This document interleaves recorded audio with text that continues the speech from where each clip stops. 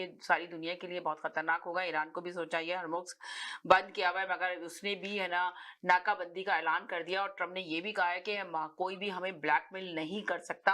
अगर यही सिलसिला जारी रहेगा तो हम भी जवाब देंगे। ईरान मेरे पीछे पड़ा हुआ था, पता नहीं इसमें कितनी सच्चाई कितनी हकीकत है कि मेरे पीछे पड़ा हुआ था कि है ना मायदा करो मुज़ाकरात करो। और क्या ये मुज़ाकरात हुए हैं कि बहुत सारे शराइत ईरान ने रखे हैं, पर ईरान अभी भी यकीनन कह सकते हैं, जिस तरह आपने कहा कि ईरान ने बहुत अच्छे से मुकाबला किया, ट्रम्प की बात पे तो यकीन भी नहीं किया जा सकता। मुकाबला तो किया, मगर अब ईरान को भी चाहिए कि पूरी दुनिया का भला सोचे। चाइना मगर अभी तक ईरान के साथ खड़ा हुआ है और चाइना ने कह दिया कि मैं ईरान को हर सूरत सपोर्ट करूंगा। तो अब देखते हैं कि ट्रम्प साहब का क्या लाएमोल होगा। जी तिवारी साहब क्या कहेंगे सर आप? हेलो जी। बहुत शुक्रिया समीना जी। जी मैंने अभी प्रोफेसर देवेंद्र मिश्रा जी का जी पूरा प्रोफेसर ने तो जी बातें सुनी आपने जी। उनकी पूरी बात सुनी।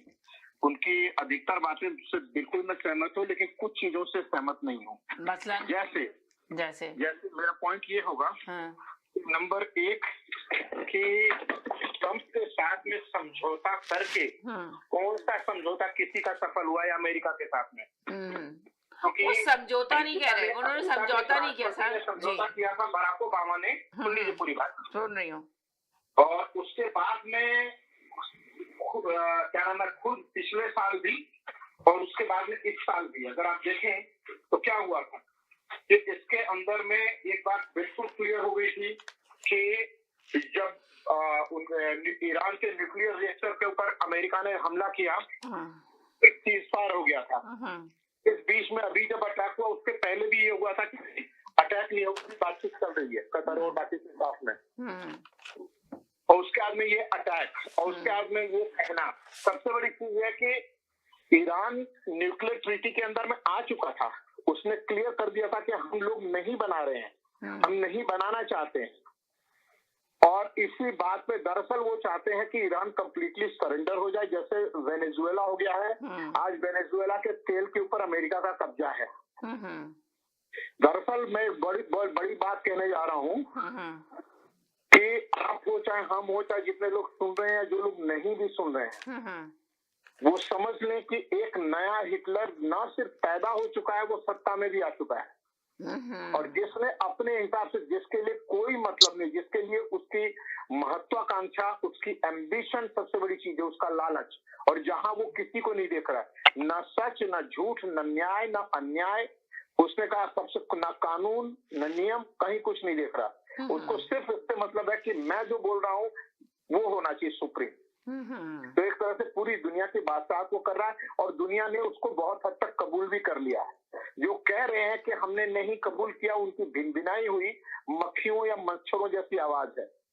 टक्कर में कोई आके चैलेंज नहीं, किसी के कंट्री के पास में ये वो क्या कहते हैं, न्याय युक्त वो अधिकार जिसमें खड़ा होकर के बोल सकता आदमी कि हाँ जी आप ये गलत कर रहे हो, ठीक है। यूनाइटेड नेशंस तो पूरी तौर से फेल हो चुका है और इसको डिसॉल्व कर देना चाहिए ताकि कुछ नई व्यवस्था बने। लेकिन होता क्या है कि याद रहे आपको कि हमेशा वर्ल्ड वार के बाद में तीसरी व्यवस्था बनती है, जो जीतने वाले होते हैं वही व्यवस्था बनाते हैं।